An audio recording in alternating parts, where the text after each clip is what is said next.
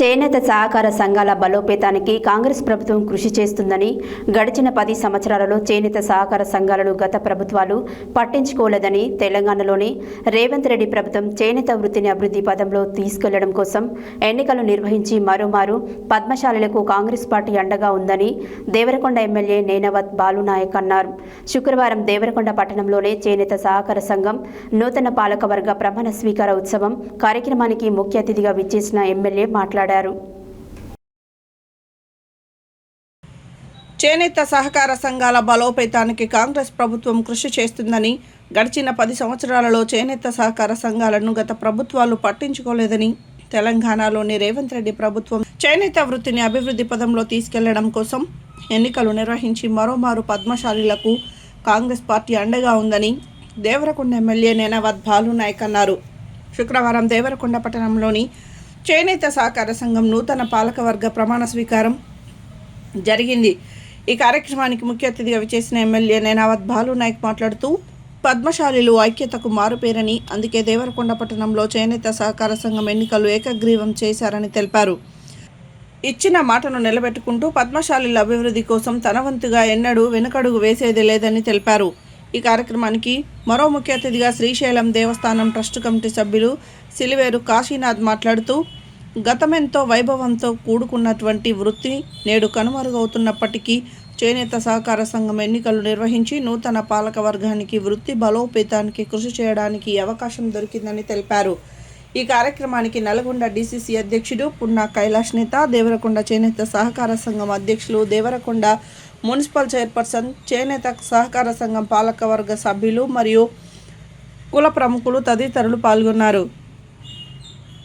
తీసుకెళ్తున్నటువంటి మన యొక్క అఖిల భారత అన్న నిత్యాంగదాల సత్రాల యొక్క ప్రధాన అయినటువంటి అవకాశం తీసుకొని అభివృద్ధి విషయంలో కానీ, సంఘ భాగంగా విషయంలో కానీ, అలాగే పెట్టుబడి విషయాలు ఇప్పించే విషయంలో కానీ, ఇంకా ఏదైనా సరే జీవోపాధి చేపించే విషయంలో కానీ చేనేత కార్మికులకు తప్పకుండా. ఎందుకంటే ప్రభుత్వం నేత గీతలకు 50 సంవత్సరాలకే పెన్షన్ ఇస్తుంది కనుక మీరు కూడా అలాంటి ఎవరు తీసుకొస్తే తప్పకుండా ఎలిజిబుల్ ఉన్న వాళ్ళకు నా వంతుగానే తప్పకుండా ఉత్పత్తి చేయకుండా మీ అందరికి కూడా పెన్షన్ కూడా సహకారం చేస్తాను.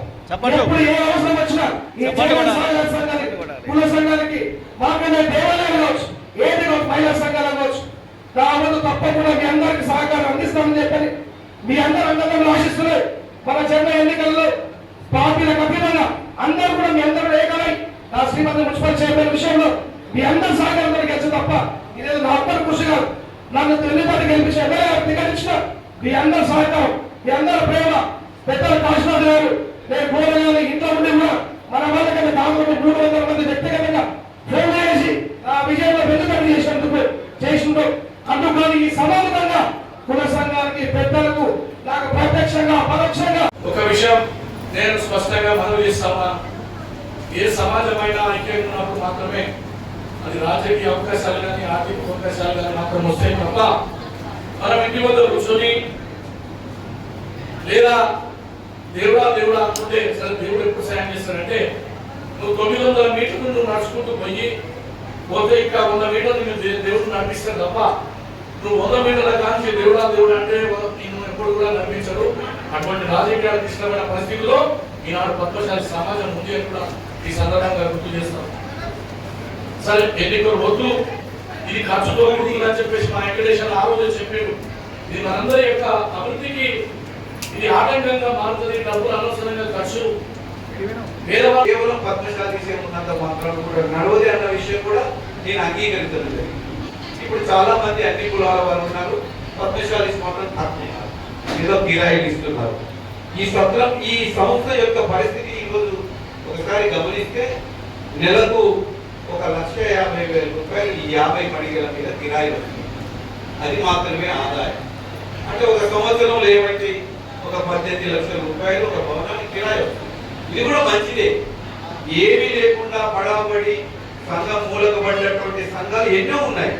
మనకు నల్గొండ జిల్లాలో ఒకనాడు దాదాపు 90 సంఘాలు ఉంటే మొన్నటి వరకు 40 వచ్చినాయి, ఇప్పుడు 40 ఉన్నాయో, మనిషి తగ్గిపోతాము.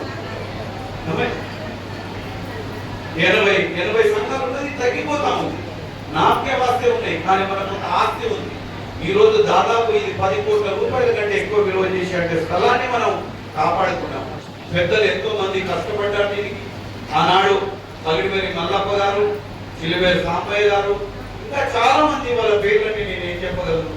ఈ స్థలం కూడా పగిడివేరి రామన్న గారి వంశం నుంచి వచ్చినటువంటి పగిడివేరి చంద్రబాబు గారి సంస్థలం. దేశవాదీశి యొక్క నాయకత్వంలో, ఆధిపత్యంలో నేను నచ్చిన మాట వాస్తవమే. కానీ ఈరోజు ఊరు విడిచి, గ్రామం విడిచి విదేశాలకు వెళ్ళారు. హైదరాబాద్ ఇంకా బాధపడుతున్న విషయం ఏంటంటే మన చేనేతను మనం చాటుకోకపోతే ఎవరు చాటుతారండి. దయచేసి అందరూ కూడా చేనేత వస్త్రాలను ధరించుకొని వచ్చినట్లయితే నేను చాలా సంతోషించేదాన్ని. నేను ఆ విషయం కూడా చెప్పడం జరిగింది, అందరూ చేనేత వస్త్రాలు ధరించుకొని రండి అని. ఈ విషయంలో నాకు చిన్న బాధ కలుగుతుంది. గతంలో కూడా చెప్పాను, ఎవరో వస్తారు ఏదో చేశారు కాదు, మనమే ముందుకు తీసుకెళ్ళాలి.